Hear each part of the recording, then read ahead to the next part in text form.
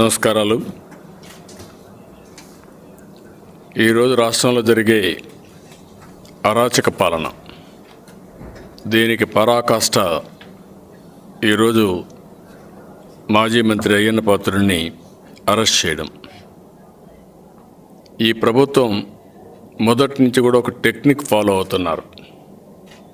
ఎప్పుడైనా ఒక బలమైన సమస్య వాళ్ళకి వచ్చినప్పుడు దాన్ని డైవర్ట్ చేయడానికి తప్పుడు కేసులు పెట్టి తద్వారా ప్రజల అటెన్షన్ డైవర్ట్ చేస్తున్నారు.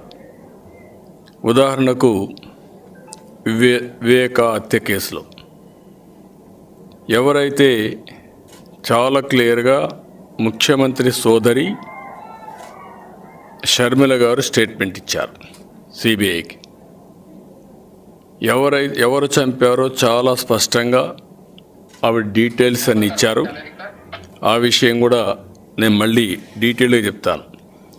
ఆ విషయాన్ని డైవర్ట్ చేయడం కోసం అదే మారుగా విశాఖపట్నంలో భూ కబ్జాలు, సెటిల్మెంట్లు, బలవంతపు ఆస్తుల దురాక్రమణ ఇష్టానుసారంగా చేసే పరిస్థితి వచ్చినప్పుడు దానిపైన ఎవరైతే రాజీ లేని పోరాటం చేస్తున్నారో తెలుగుదేశం పార్టీ నాయకులు, కార్యకర్తలపైన కేసులు పెట్టడం కోసం ప్రయత్నం చేశారు.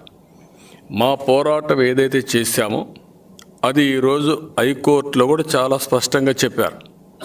రిషికొండ మొన్నే మా వాళ్ళందరూ రిషికొండకి వెళ్ళి నిరసన తెలియచేయాలి, ఇక్కడ తప్పు జరిగింది, ఒక చరిత్రాత్మకమైనటువంటి రిషికొండని బోడికొండ చేసే పరిస్థితికి వచ్చారు, ఇది చాలా దుర్మార్గం అని ప్రొటెస్ట్కి వెళ్ళే పరిస్థితి ఉంటే అక్కడ అరెస్ట్ చేశారు.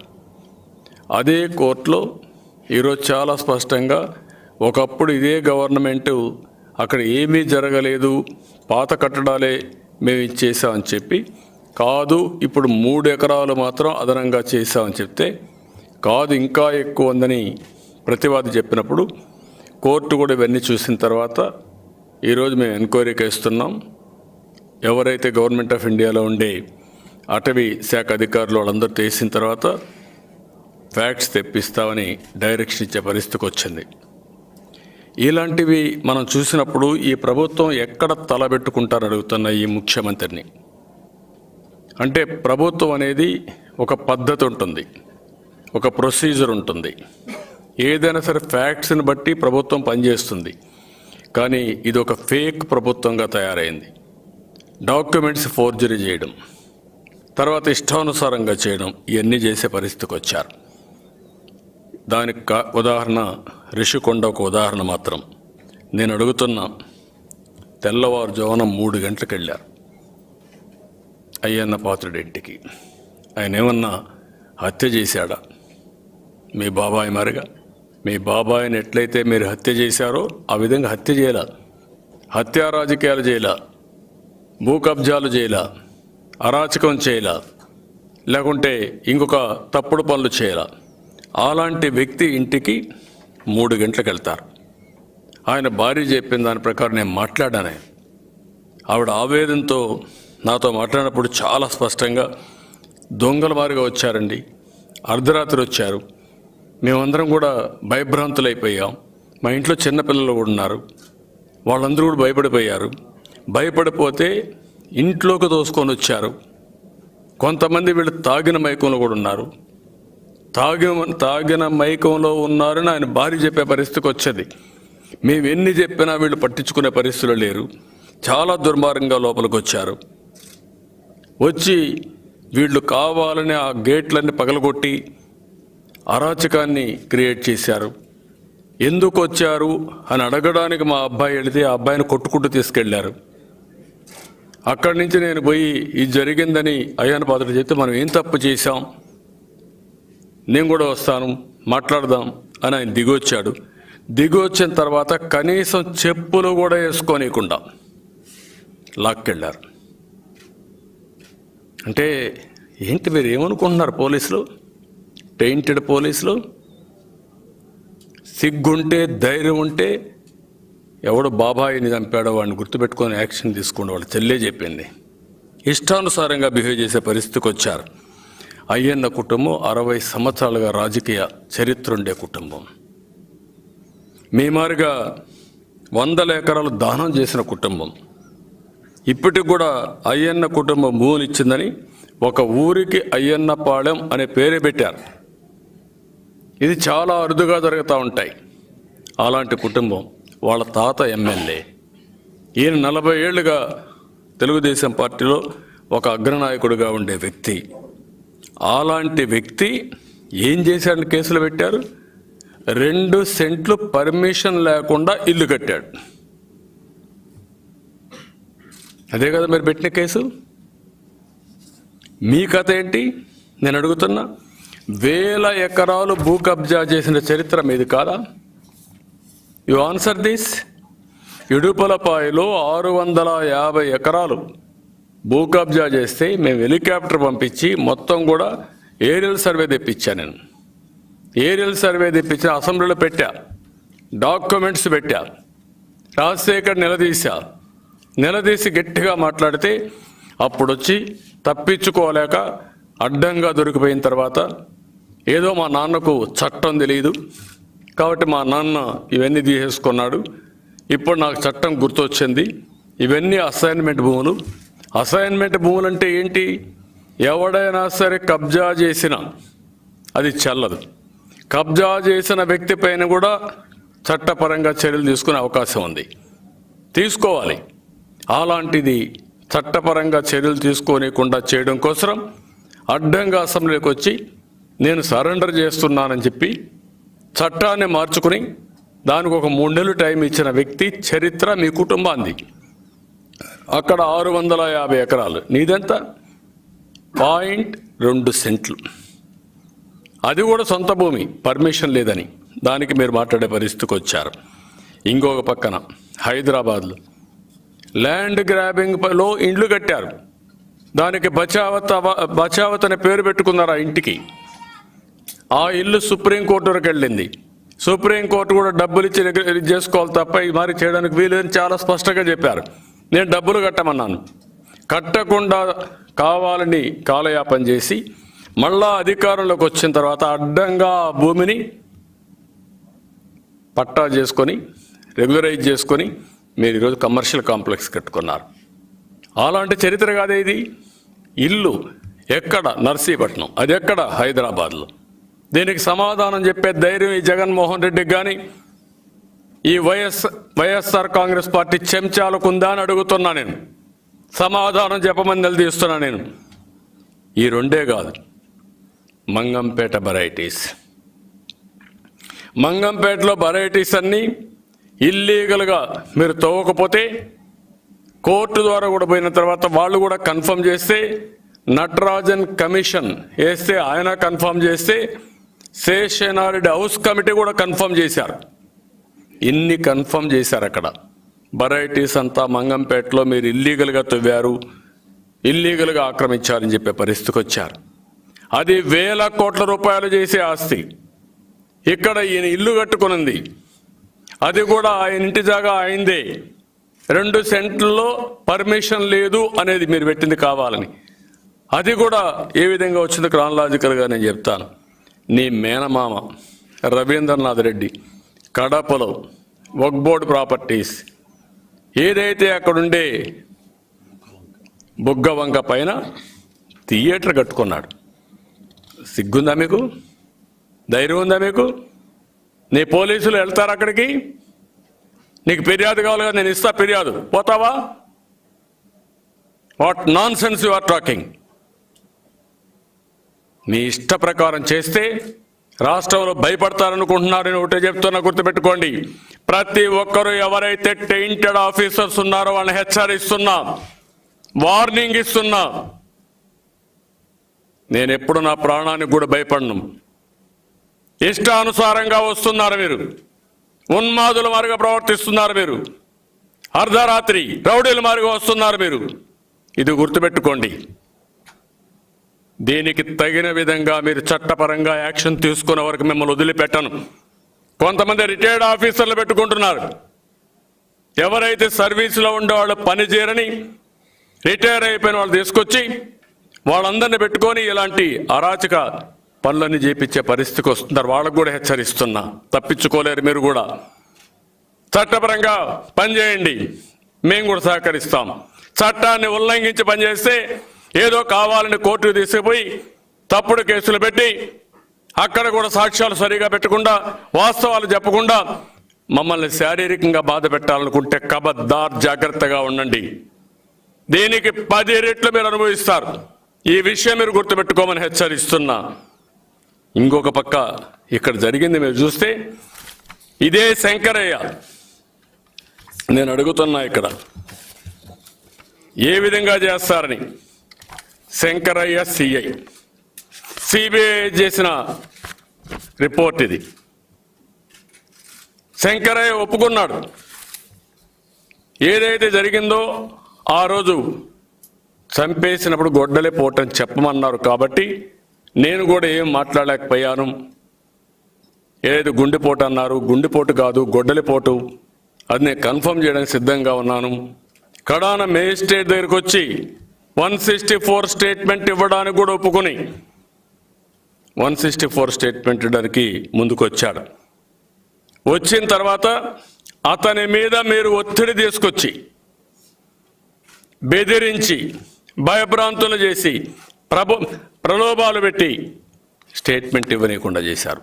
ఆ మాటే చెప్పారు వాళ్ళు. దీనికి మీకు సిగ్గుందా?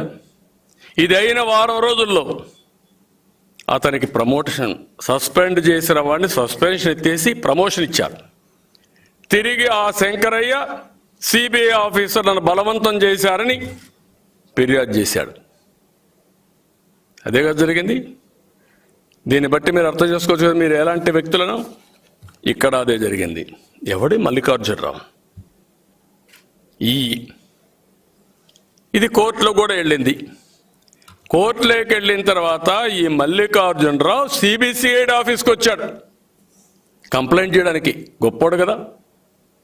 సిబిసిఐడి ఆఫీస్ ఓపెన్ చేసి పెట్టుకున్నారు మీరు. ఎంత గొప్ప నాయకులండి. ఆయన మీద కేసు పెట్టచ్చు కదా శంకరయ్య పైన. ఇక్కడ మీ దగ్గరికి వచ్చి నా స్టేట్మెంట్ ఏదైతే ఇచ్చారో అది ఫోర్జరీ అని ఆయన చెప్పాడు. మీకు కంప్లైంట్ ఇచ్చాడు. ఎప్పుడు? నెలకు ముందు. ఇది ఆ స్టేట్మెంట్. ఎవరి మీద ఇచ్చాడు? దీని మీద this is to certify there is no objection from the water resource department, irrigation department for construction of the residential building in the name of Chintakayala Vijaya and Chintakayala Rajesh in the survey number 277/2 and 277/3 for an extent of acre 0.26 cents in the Sivapuram street in the limits of Narsipatnam municipality. Our పేర్లు ఈ రెండు, Vijay and also Rajesh. ఎవరి మీద case పెట్టారండి? ఏమని మీరు అంటే అడిగేవాడు లేడని పోలీసులు ఇష్టానుసారంగా తయారై ఏవన్న మీరు పెట్టింది అయ్యన్న పాత్రుడి పైన. Can you answer this? ఏ విధంగా ఏవన్ కింద వస్తాడు? 14 ఏళ్ళ ముఖ్యమంత్రిగా పనిచేస్తాను నేను. I'm questioning you. 70 సంవత్సరాల వయసు, 40 ఏళ్ల రాజకీయ జీవితం, ఎతికారు, సోదాలు చేశారు, మీరేమి పట్టుకోలేకపోయారు. కడాన ఈ ఫోర్జరీ చేశారని దానికి A1 కింద అయ్యన్న పాత్రను పెడతారా? ఏమనుకుంటున్నారు? ఎంతండి అది? 2 సెంట్లు. మీరు చేసిన అరాచకాలు ఎన్నండి? 41,000 కోట్ల రూపాయల అవినీతి జరిగిందని సాక్షాత్తు సిబిసిఐడి సాక్ష్యాధారాలతో ఛార్జ్షీట్ సిబిఐ వేశారు, ఈడీ వేశారు, ఛార్జ్షీట్లు వేశారు. You answer this. అలాంటిది 2 సెంట్లకు అది కూడా నో అబ్జెక్షన్ సర్టిఫికెట్ ఇచ్చారని ఆ మల్లికార్జునరావును పట్టుకొచ్చి శంకరయ్య మారిగా వాడిని యూటర్న్ తిప్పించి ప్రత్యర్థులపైన రాజకీయ కక్ష తీర్చుకుంటారా మీరు? నోరు ముయించాలనుకుంటున్నారా మీరు? మీ వల్ల కాదు, ఇది గుర్తుపెట్టుకోండి. శారీరకంగా మమ్మల్ని ఇబ్బంది పెట్టచ్చు, 100 రెట్లు దీనికంటే మీరు పరిహారం చెల్లించాల్సి వస్తుంది. నేను అడుగుతున్న వైఎస్ఆర్ కాంగ్రెస్ చోటా మోటా నాయకులందరినీ, ఈ మారిగైతే నీ మీద కేసు పెట్టలేరా? పెట్టుండలేమా 14 సంవత్సరాలు, రేపు పెట్టలేమా మేము? ఎక్కడున్నారు దీంట్లో అయ్యన్నా? ఎందుకు పెట్టారు మీరు? మంత్రులు మీకు వర్తించదా? ఎమ్మెల్యేలు మీకు వర్తించదా? వైఎస్ఆర్ కాంగ్రెస్ నాయకులకు వర్తించదా? ఈ రాష్ట్రంలో పేద ప్రజలు కానీ ప్రజానికి అర్థం చేసుకోవాలి కదా, మీకు వర్తించదా? ఈ పేపర్ వాళ్ళకు వర్తించదా? ఎవరి మీదైనా పెట్టదు కదా కేసు? అంటే నీ పైశాచిక ఆనందంతో కేసులు పెట్టి పోలీస్ స్టేషన్లో టార్చర్ చేస్తారా మీరు? సిబిసిఐడి అనే ఆఫీసు ఒక టార్చర్ చేసే ఆఫీసుగా తయారైంది. అంటే నువ్వు ఇది చేస్తే మేము భయపడిపోవాలనా? సరెండర్ అయిపోవాలనా? నువ్వు ఊడిగం చేయొచ్చు, కానీ మేము ప్రజల కోసం పోరాడతాం. ఆ విషయం నువ్వు గుర్తుపెట్టుకో. ఇలాంటి తప్పుడు పనులు చేస్తే మిమ్మల్ని ఎవ్వరిని వదిలిపెట్టాం. ఈ విషయాలు గుర్తుపెట్టుకోవాల్సిందిగా మరొక్కసారి వీళ్ళందరినీ హెచ్చరిస్తున్నా. ఏంటండి, మొత్తం 40,000 కోట్ల రూపాయలు విశాఖపట్నంలో ఆస్తులన్నీ ఎక్కడికక్కడ లాగేసుకుని ఈరోజు మీరు వచ్చిన తర్వాత 4 మంత్రులను అరెస్ట్ చేపిస్తారా మీరు? అచ్చెన్నాయుడు, కొల్లు రవీంద్ర, కోన రవి, ఈరోజు అయ్యన్న పాత్రుడు. దగ్గర అయ్యన్న పాత్రుడి పైన 70 సంవత్సరాల వయసు ఉంటే సిగ్గు కూడా లేకుండా రేప్ కేసు పెడతారా మీరు? వాళ్ళ పూర్వీకులు అక్కడ మున్సిపల్ చైర్మన్ ఇవన్నీ చేస్తే ఫోటో తీసేస్తే, ఎందుకు ఫోటో తీసేశారు ఇన్నేళ్ళు ఉందని అడిగితే దానిపైన ఆ ఆఫీసర్ పెట్టి రేప్ కేసు పెట్టిస్తారా మీరు? ఏమన్నా మీకు సిగ్గు అనిపించలేదా? ఈరోజు ఆఫీసర్లు భయపెట్టి కావాలని చేయొచ్చు, రేపు అదే ఆఫీసర్లు చెప్తారు నీ కథ, నువ్వే చేపించావని. అప్పుడు తెలుస్తుంది ఒక్కొక్కటి కథ మీకంతా. అది గుర్తుపెట్టుకోమని కూడా హెచ్చరిస్తున్నా. నక్రేకల్లో కేసు, నల్లజర్లలో కేసు, సిబిసిఐడి మీద హైకోర్టులో విజయ్ విషయంలో చీవాట్లు పెట్టిన బుద్ధిరాల. మొత్తం ఈ కుటుంబం పైన ఇప్పటికి 12 కేసులు పెట్టారు. ఉదయమే ఆయన సతీమణి పద్మావతి మాట్లాడుతూ ఉంటుంది, 43 ఏళ్లుగా ఉన్నా ఎప్పుడు కూడా ఇలాంటి టెర్రరిజం నేను చూడలేదు. It is a state sponsored terrorism, state terrorism.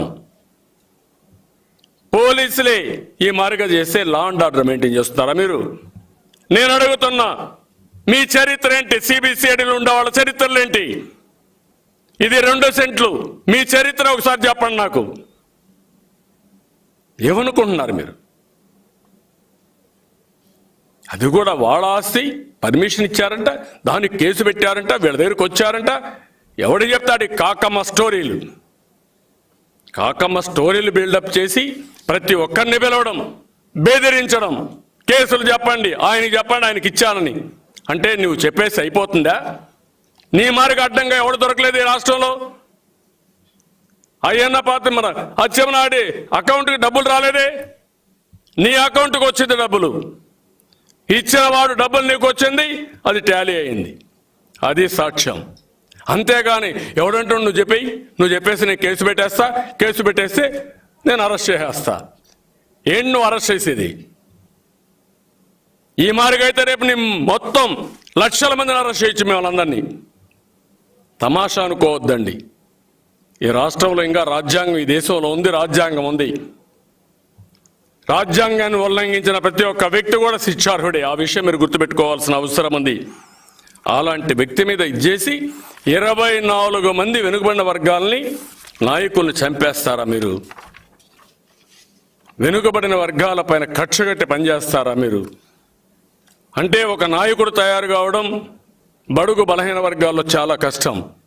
తయారైన తర్వాత నీతి నిజాయితీగా పనిచేసి దీర్ఘకాలం రాజకీయాలు ఉండడం చాలా కష్టం. అలాంటి 40 సంవత్సరాలుగా రాజకీయాల్లో మనుగడ సాధించిన వ్యక్తి అయ్యన్న. వాళ్ళ తాత ఎమ్మెల్యేగా ఉన్నాడు. మీ తాత మారిగా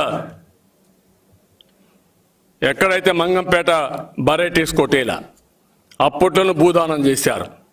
ఈ విషయం నువ్వు గుర్తుపెట్టుకోవాల్సిన అవసరం ఉంది. ఈరోజు ఇక్కడ ఎందుకు వచ్చింది ఇవన్నీ కూడా మీరు ఒకసారి ఆలోచిస్తే, ఇటీవల వివేక హత్య కేసులో షర్మిల సంచలనమైన వాంగ్మూలం ఇచ్చింది. అవినాష్ రెడ్డి, భాస్కర్ రెడ్డి పాత్ర గురించి చెప్పింది. ఎవరి అవినాష్ రెడ్డి, భాస్కర్ రెడ్డి? ఎవరైతే జగన్మోహన్ రెడ్డి సతీమణి మేనమామ కొడుకు.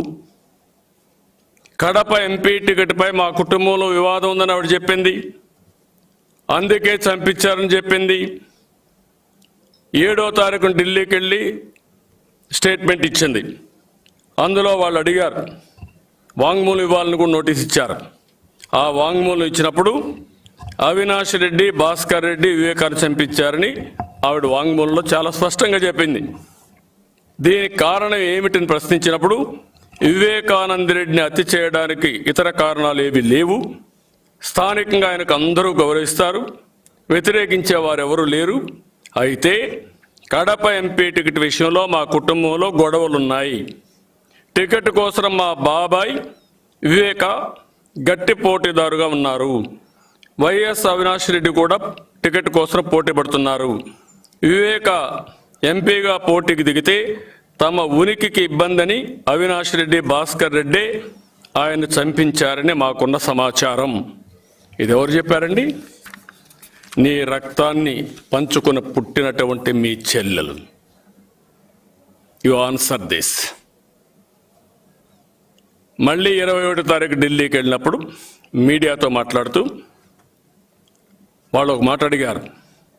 తనకు టికెట్ ఇవ్వకపోతే షర్మిలకు లేదా విజయలక్ష్మికి మాత్రమే ఇవ్వాలని వైఎస్ జగన్ వివేక కోరారని, ఈ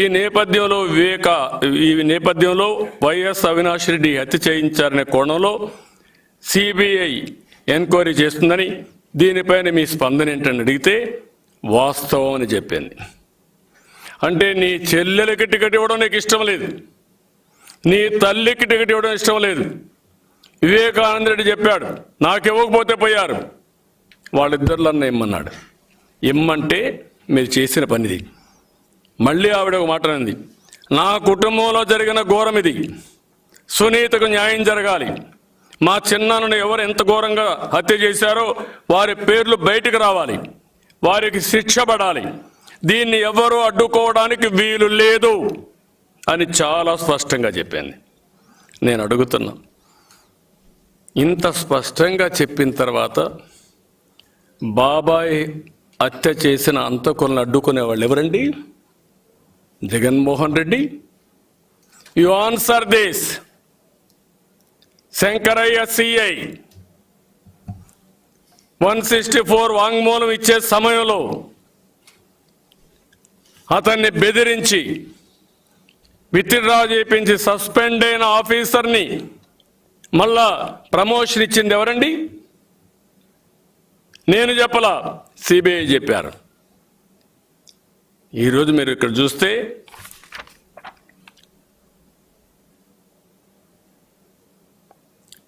it is also pertinent to observe that Udaya Reddy has also launched a private complaint against Ram Singh, additional SP of CBI, before the mobile magistrate Kadapa, and the said complaint was forwarded by the magistrate of the SHO RIMS PS U by section 156(3) CRPC, and the HSO RIMS PS has registered the FIR, and the Honorable Court in CR LP number 1258 of 2022 has stayed all further proceedings in the said order, in the said case. అంటే ఎన్ని కేసులు నువ్వు పెట్టించి అక్కడ శంకరయ్య పెడతాడు, ఇక్కడ ఇంకొక అతను ఉదయ రెడ్డి ఎవరి మీద? Ram Singh additional SP CBI పైన పెడతాడు. ఇప్పుడు ఇవన్నీ సుప్రీంకోర్టు విన్న తర్వాత వేరే రాష్ట్రానికి ట్రాన్స్ఫర్ చేశారు. చేసే పరిస్థితికి వచ్చారు. ఇంకా జడ్జిమెంట్ వచ్చినట్లేదు, అవైటెడ్. Can you answer? ఇవన్నీ బయట వస్తాయని ఈరోజు అయ్యన్న పాత్రుడి పైన ఆయన భూమి 2 సెంట్లు నాలా రూల్స్ని అతిక్రమించాడని, అది కూడా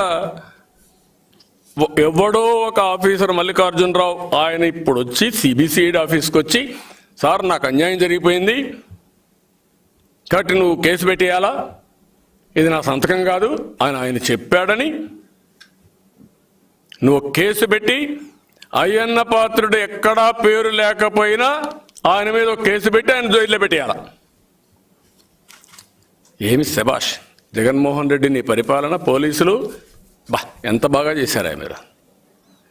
మిమ్మల్ని పద్మశ్రీ అవార్డులు ఇవ్వాలి, పెద్ద పెద్ద అవార్డులు ఇవ్వాలి మీ అందరికీ.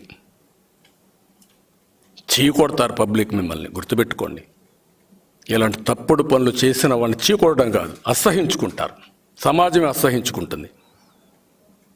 కొన్ని వేల కేసులు ఉన్నాయి రాష్ట్రంలో, 4 కేసులు ఆ పక్క ఈ పక్క కట్టినట్టు లేవా? నేను అడుగుతున్నా, లేవా అవి? అయ్యన్న పాత్రుడే దొరికాడా మీకు?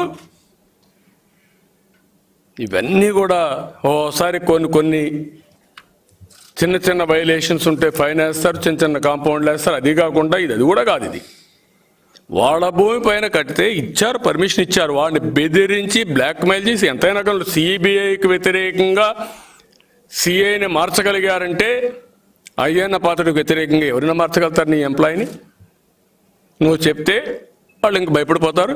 నీ సంతకం ఎక్కడ పెడతారు, అప్పుడు ఆయనదే సంతకం, ఇప్పుడు ఆయనదే సంతకం, ఏమైనా చేస్తారు. ఇది నువ్వు చేసే తప్పుడు పనులు. నువ్వు తప్పుడు పనులు చేయడానికే ఇక్కడ ఉన్నావు సీఎంగా. నువ్వు చేసేదన్ని నేరాలు, ఘోరాలే.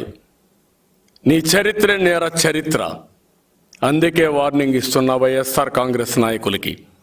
నేను ఆ రోజు చెప్పాను, ఈరోజు చెప్తున్నా, గుర్తుపెట్టుకోండి.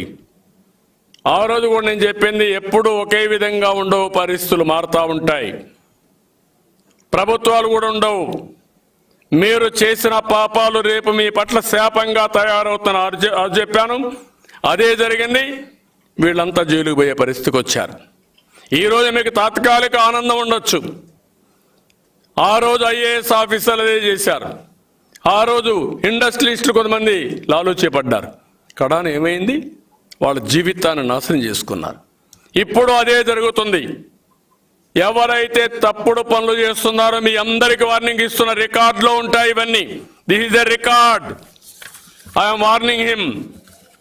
నీకు అధికారం ఉందని నువ్వేదో పెద్ద ఇన్వెస్టిగేషన్ ఆఫీసర్ అని పేరు లేని అయ్యన్న పాత్రుడు పేరు పెట్టి A1 కింద పెట్టావు. నువ్వు ఎక్కడన్నా జరిగిందండి ఇది? ఫోర్జరీ సంతకం ఇది అన్నావు, ఇది ఫోర్జరీ డాక్యుమెంట్ అన్నావు. అయ్యన్న పేరు ఉందా దాంట్లో? ఆయన A1 ఎట్టయ్యాడు? You answer this. ఇప్పుడే నేను చూసా, ఆయన మాట్లాడుతూ ఉంటే ఒక డిఐజీ ఎవరో మాట్లాడారు, గొప్ప నాయకుడు సునీల్ నాయక్ అంట. అయ్యన్న పాత్రుడు రాజేష్ పై ఫిర్యాదు వచ్చింది. 2 సెంట్ల భూమి ఆక్రమించారని ఆరోపణ ఉంది. ఎన్ఓసిపై సంతకం ఇది కాదు, ఫేక్ ఎన్ఓసితో 0.26 సెంట్ల భూమి కబ్జా చేశారు.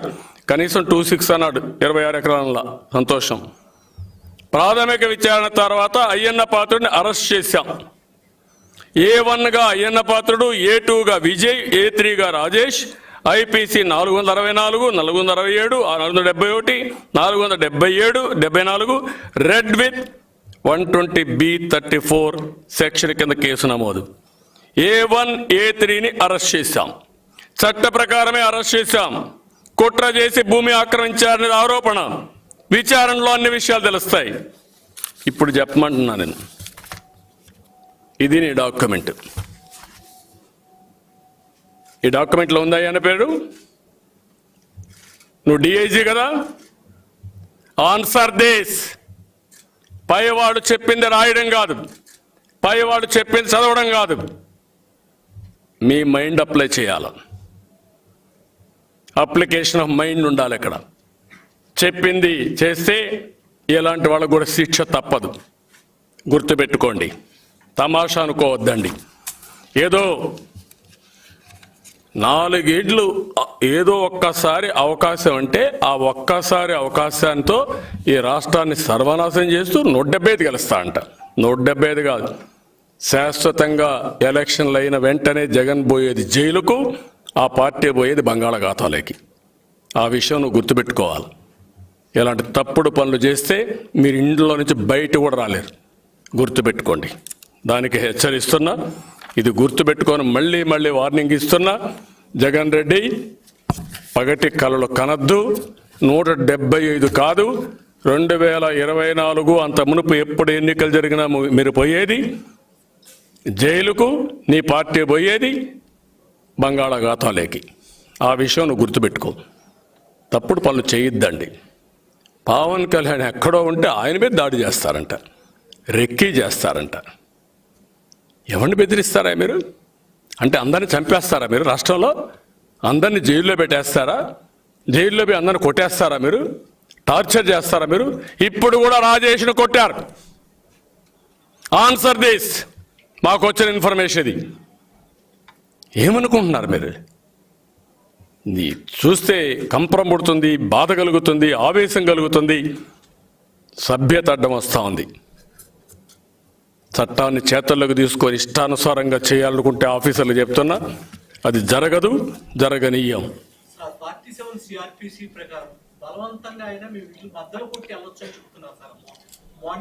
మీ ఇంటికి కూడా రావచ్చాయా?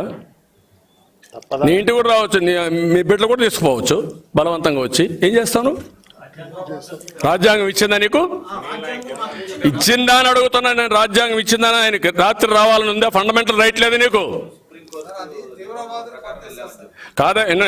తీవ్రవాదులు కూడా దానికి కొన్ని ప్రొసీజర్లు ఉన్నాయి, అది వేరే విషయం. అది కాదండి. ఎవరైనా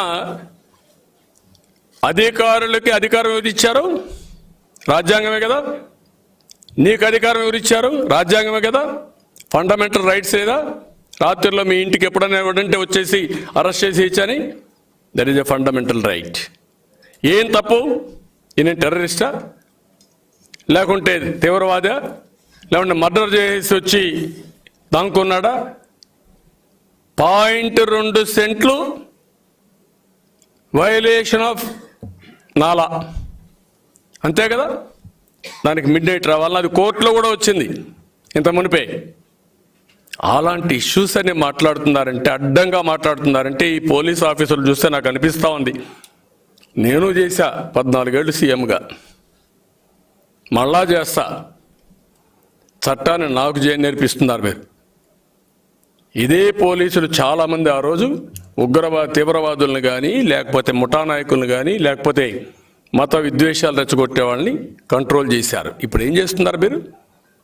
ఇలాంటి తప్పుడు పనులు చేయిస్తున్నారు. మీ దగ్గర మంచిది కాదు. మీ ఆత్మను అడగండి, మీ ఇంట్లో అడగండి, మీ పిల్లల్ని అడగండి, చెప్తారు మీరు చేసేది రైట్ ఆర్ రాంగ్ అని. ఆ విషయం మీరు గుర్తుపెట్టుకోండి.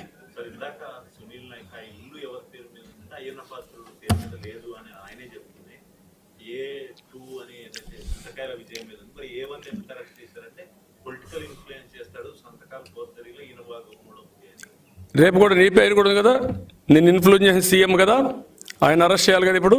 మరి ఏదైతే మీకు అక్కడ సిఐ శంకరయ్య, ఎవరు శంకరయ్య బాస్ ఎవరు? కనీసం అయ్యన్న పాత్రుడు అపోజిషన్ పార్టీ, అధికారులు ఇన్ఫ్లుయెన్స్ చేసే శక్తి మాకు ఇప్పుడు లేదు. ఎవడు ఇన్ఫ్లుయెన్స్ చేశారు దానికి? ఎవడు ఆర్డర్ ఇచ్చారు దానికి? సీఎంఏ కదా. నేను ఇస్తున్న రిపోర్టు అడుగుతున్న సిబిసిఐడిని అరెస్ట్ చేస్తారా మీరు సీఎంని? You answer this, you arrest him. నేను ఇస్తా రిపోర్ట్ పంపిస్తే ఇప్పుడే. మరి నోటుకు వచ్చినట్టు మాట్లాడడం. అక్కడ గంజాయి జరిగింది, పోయి అరెస్ట్ చేయి. అక్కడ దస్బల్లా భూములు కొట్టేశారు, అరెస్ట్ చేయి. అక్కడ ఇంకోటి ఉంది, అరెస్ట్ చేయి. రిషికొండ బోడికొండ చేశారు, అరెస్ట్ చేయి. 2 సెంట్ల భూమి ఆయన భూమిలో నలా పర్మిషన్ రాలేదు, అంతే. దానికి 2 పేర్లుంటే, పిల్లల పేరు వాళ్ళ 2 కొడుకులుంటే ఈయన మీద కేసు పెట్టేసి A1 ఎవడన్నా A1 ఎప్పుడు పెడతారా? అసలు ముద్దాయినాక మిగిలిన పేరు పెడతారు, అంతే కదా. మీరు కామన్ సెన్స్ అవునా కాదా? మీరు లాయర్లు కాకపోవచ్చు, కామన్ సెన్స్ ఏంటి? ఎవరి పేరు పెట్టాలి ఫస్ట్? దాన్ని కూడా జస్టిఫై చేస్తారు. ఏమని పోలీసులు? ఎస్ నాకు అధికారం ఉంది, నేను చేస్తావు. ఏమైనా చేయొచ్చు. రేపు కూడా నీ అధికారాలు ఛాలెంజ్ చేసే కోర్టులున్నాయి, ప్రజలున్నారు. మీకు కూడా గుణపాఠం చెప్పే రోజు వస్తుంది. ఎవరైతే చట్టాన్ని చేతుల్లోకి తీసుకొని ఇష్టానుసారంగా చేస్తారో వాళ్ళు కూడా చట్టపరంగా శిక్షార్హులే. నేను రిపీటెడ్గా చెప్తున్నా, తప్పకుండా మీరు కూడా శిక్షార్హులే. దీనికే మిమ్మల్ని శిక్ష ఇవ్వచ్చు రేపు, గుర్తుపెట్టుకో. వదిలిపెట్టక్కర్లా నిన్ను. ఎట్లయితే అయిన పాత్రని ట్రీట్ చేస్తున్నారో అదే మరి మిమ్మల్ని కూడా ట్రీట్ చేయొచ్చు రేపు. You have to remember all these things. తమాషా అనుకోవద్దండి. కేసులో దాదాపు 30 రోజుల పాటు ఎంక్వైరీ చేసి వీరి మీద ఎఫ్ఐఆర్ కట్టామేమని చెప్తున్నారు. అదేవిధంగా అయ్యన్న పాత్ర గారు ఎన్ఓసి కోసం బెదిరించారు అధికారులను. అదే చెప్తాను, అదే నేను ఏమైనా మాట్లాడచ్చు కదా. నువ్వు బెదిరించాడన్నావు, ఏంటి బెదిరించింది? 0.2 సెంట్స్. నువ్వు బెదిరించింది ఏంటి? శంకరయ్యని సిబిఐ మీద కేసు పెట్టడం. You answer this. అది మర్డర్ కేస్, ఇది ఆయన భూమి, నాలా. మరి బుద్ధి ఉందా మీకు? కనీసం ఒక పద్ధతి ఆలోచించారు కదండి. అందుకే కోర్టులో కూడా చట్టాల కంటే కోర్టులో spirit of the crime is important అని, సిచ్యువేషన్ బట్టి కోర్టులు యాక్ట్ చేయాలని కూడా చాలా స్పష్టంగా ఉంది. లేకపోతే ఇలాంటి ఉన్మాదులు చేసి నేను అడుగుతున్నా, నీకు అధికారం ఉందండి రఘురామకృష్ణ అది కొట్టడానికి? కొట్టావు కదా, సుప్రీంకోర్టులో ఉంది కదా, భయం లేదా? మా ఆఫీసర్ నరేంద్రను కొట్టారు కదా మీరు. ఎంతమందిని కొట్టారు? ఎవడిచ్చాడు మీకు ఈ అధికారం? మేము కొట్టలేదని చెప్తారా మీరు? మళ్ళా కొట్టేమంటారు? బయట పోయి చెప్తే మళ్ళా నువ్వు భార్య బతకదు, పిల్లలు బతకరు, నువ్వు ఉండలేవు, చెప్పద్దు అంటే భయపడితే భయపడిపోవాలండి? తమాషా అనుకుంటున్నారు మీరు. నేను ఒకటే చెప్తున్నా, గుర్తుపెట్టుకోండి. మీకు కూడా మేము ఒక రాజకీయ పార్టీగా వార్నింగ్ ఇస్తున్నా, ఒక మాజీ ముఖ్యమంత్రిగా వార్నింగ్ ఇస్తున్నా. 22 ఏళ్ళు ఈ రాష్ట్రంలో పరిపాలించిన పార్టీ తెలుగుదేశం పార్టీ. 40 ఏళ్లుగా రాజకీయాల్లో ఉండే పార్టీ తెలుగుదేశం పార్టీ. అలాంటి పార్టీ దగ్గర మీరు కూడా గుర్తుపెట్టుకోండి, మీ అలాంటి ఐఏఎస్ ఆఫీసర్లు, ఐపీఎస్ ఆఫీసర్ చాలా మంది చూశా. చట్ట ప్రకారం పనిచేయండి, నేను గౌరవిస్తా.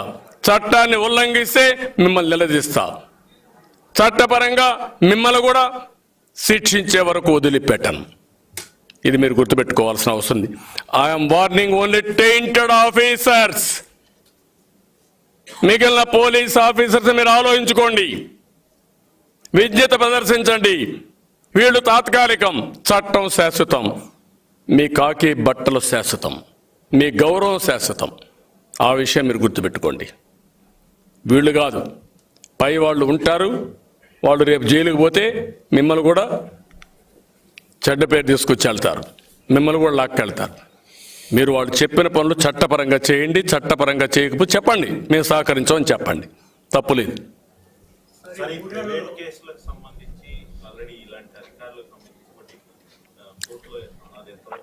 అన్నీ వేస్తున్నాం బ్రదర్, ఒక్కొక్క కేసు వేస్తున్నాం. అన్నీ కూడా 1 by 1 అన్నీ కూడా ఫైల్ చేస్తాం. ఎన్ని కేసులు వీలైతే అన్ని కేసులు ఫైల్ చేస్తాం. ప్రైవేట్ కేసులు డెఫినెట్గా ఎస్టాబ్లిష్ చేస్తాం. ఎవరిని వదిలిపెట్టాం. We are very clear.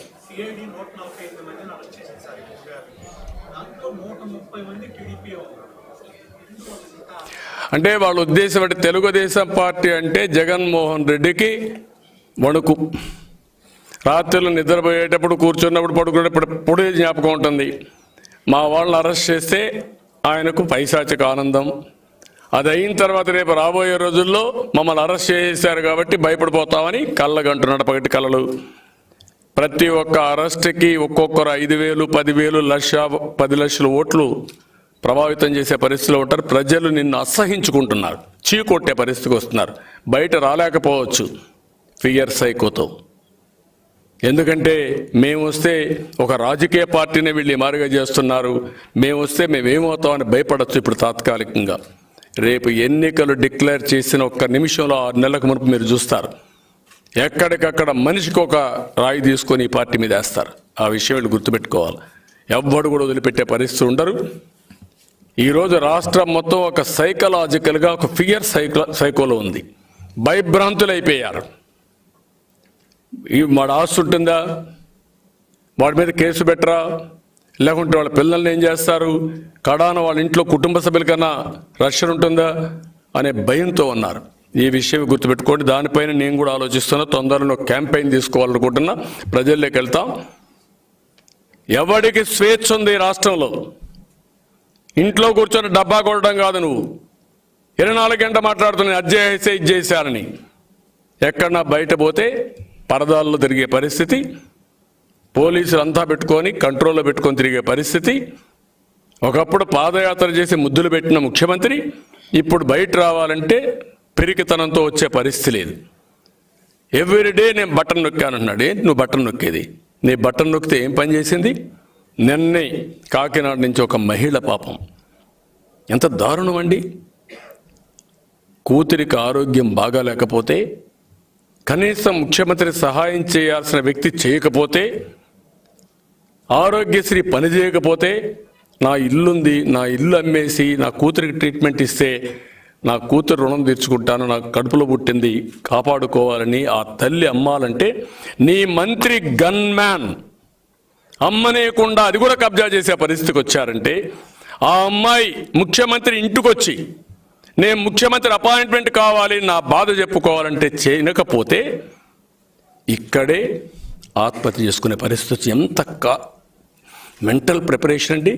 చెయ్యి కట్ చేసుకునే పరిస్థితికి వచ్చింది. Can you imagine? Nerves cut చేసుకోవడానికి ధైర్యం కావాలి కదా, తెగింపు కావాలి కదా. తెగింపు కాదు, ఏ స్థాయికి వెళ్ళిందో మీరు ఒక్కసారి ఆలోచన విధానం మీరు చూసుకోవాల్సిన పని ఉంది. తన మామూలుగా ఏదో మందులు తినేయడం కాదు, ఈ నర్వ్స్ కట్ చేసుకుని చనిపోవాలని కట్ చేసుకునే పరిస్థితి వచ్చిందంటే మానవత్వం ఉందా? అమ్మాయిని పిలిచారా మీరు? మాట్లాడారా? ఆ అమ్మాయి కూతురికి సెట్ చేసావా? ఒక ముఖ్యమంత్రిగా ఉండడానికి అర్హత ఉందా నీకు? నీకు మానవత్వం ఉందా? మనిషివా? ఆయన మాస్క్ని తీసుకొస్తాను. ఇదే పద్ధతి? ఒట్టొట్టి మాటలు ఎవడికి కావాలండి? ఒత్తొత్తి బటన్లు ఎవడికి కావాలండి? మానవత్వం లేని ముఖ్యమంత్రి, ఊరికే పబ్లిసిటీ కోసం ఇచ్చుకునే ముఖ్యమంత్రి కావాలని రాష్ట్రానికి. ఆయన మాస్క్ని తీసుకొస్తాను. నిన్ననే 6 మంది అనంతపూర్లో కరెంటు తీగలు తెగిపోయి పొలంలో పని చేసుకొని చనిపోయారు. నేను ఎప్పటి నుంచో చెప్పాను, ఈ రాష్ట్రంలో ఒక అరాచక పాలన, రివర్స్ పరిపాలన జరుగుతూ ఉంది. వ్యవస్థలు నాశనం అయిపోయినాయి, భ్రష్టు పట్టాయి, విధ్వంసానికి గురైనాయి. అందరినీ భయభ్రాంతులు చేసి ఎవరిని మాట్లాడనీయకుండా చేస్తున్నారు, పేపర్ వాళ్ళు రాయనీయకుండా చేస్తున్నారు. కడాన ఏం జరిగిందంటే కరెంటు తీగలు చనిపి ఒక నెలలో 4 యాక్సిడెంట్లు. ఎప్పుడన్నా తెలుగుదేశంలో ఒక్కరన్నా చనిపోయారండి? Is it not the responsibility of electricity department? నేను రిఫార్మ్ తీసుకొచ్చినప్పుడు మామూలు ఉద్యోగస్తుల కంటే 2.5 times ఎక్కువ శాలరీస్ ఇచ్చాం. జవాబుదారీతనం తీసుకురావాలని. జవాబుదారీతనం అంటే ఏంటి? కరెంట్ ఇవ్వడమే కాదు, సేఫ్టీ కూడా. డబ్బులు వసూలు చేయడమే కాదు, సేఫ్టీ, ప్రజల ప్రాణాలు కూడా ముఖ్యం. ఎక్కడ కూడా ఈ యొక్క డిపార్ట్మెంట్ వల్ల ప్రాణహాని ఉండకూడదనే ఉద్దేశంతో ఆ రోజు తీసుకొస్తే, ఈరోజు నువ్వు చేసిన పని ఏంటి? వచ్చిన డబ్బులన్నీ నీ ఇష్ట ప్రకారం డైవర్ట్ చేసి దాన్ని అప్పుల పాలు చేసి దివాలా దీపిస్తారా మీరు? ఏంటి ఈ రాష్ట్రం? అన్ని డిపార్ట్మెంట్లు దివాలా తీశాయి. ఉత్తరాంధ్ర మీద ప్రేమ, 125 ఎకరాలు మొత్తం తాకట్టు పెట్టింది 23,000 కోట్లు. అది ఆ డబ్బులు తీసుకొచ్చి ఎక్కడ పెట్టావు? God only knows. ఎక్కడ పెట్టాడో చెప్పాలి. ఇలాంటి ఓటుండగా చాలా ఉన్నాయి. ఇవన్నీ కూడా ప్రజల్లోకి తీసుకుపోవాల్సిన బాధ్యత మనందరిపైన ఉంది. అన్నింటికంటే ముఖ్యంగా ప్రజలు ఆలోచించాలి, సమాజం శాశ్వతం. అయ్యన్న పాత్రుడి పైన లేని కేసు పెట్టారంటే మీ మీద ఏమైనా పెట్టచ్చు కదా. రేపు మగవాళ్ళు ఉంటే రేపు కేసులు పెడతారు. ఏం పోయింది? ఎస్సీ ఎస్టీ ఉదారంగా పెడుతున్నారు. నువ్వు మాట్లాడకపోయినా నీ మీద ఒక ఎస్సీ ఎస్టీ, అది చాలా ఈజీ, దానికి ఏం ప్రూఫ్ అవసరం లేదు. ఇలాంటివన్నీ పెడుతున్నారు. Okay, thank you.